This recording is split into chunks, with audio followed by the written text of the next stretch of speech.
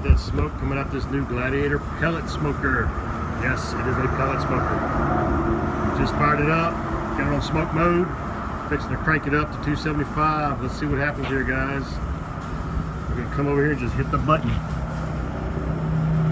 think that was actually 270. Yep, 270. It's a preset mid button, 270. We'll close our door up and let her roll.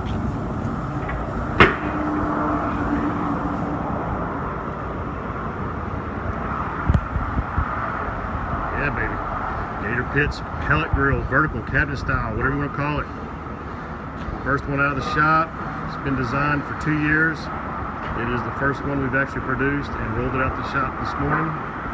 And this is the first fire up. I just put some sprayed some cooking oil in there. Figured while I'm going to fire it up, do a little test run, I might as well season it while I'm doing it. And the gauge is already going up. It was in the 70s, now it's in the 80s. It's just climbing. Set that sucker on high. Let's get it to go a little faster. Set it on high. That's the high. I don't know. A lot of times these LED digital displays don't show up on videos. I'll get back to you.